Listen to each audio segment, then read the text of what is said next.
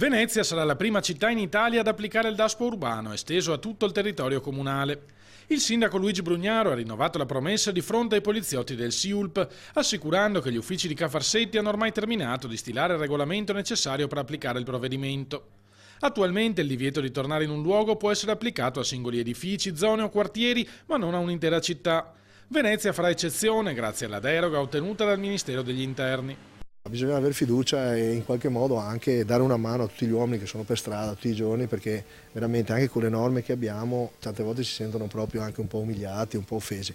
Dobbiamo lavorare per cambiare le norme, ripeto, senza chiedere chissà che cosa, ma con puntigliosità e meticolosità su tante piccole cose che però diventano importanti se fatte in un sistema. La sicurezza, sostiene Brugnaro, va di pari passo con la certezza della pena. Se un poliziotto arresta un borseggiatore non è possibile che il giorno dopo quest'ultimo sia di nuovo in attività nello stesso posto di prima. Noi faremo in modo di allontanare questa gente dalla città una volta per tutte. Bisogna farlo insieme ai magistrati, insieme alla politica nazionale, e questa collaborazione secondo me di rispetto reciproco, secondo me porteremo a casa risultati. Ecco perché Venezia deve restare una grande città, perché Venezia può essere proprio strumento di miglioramento del paese.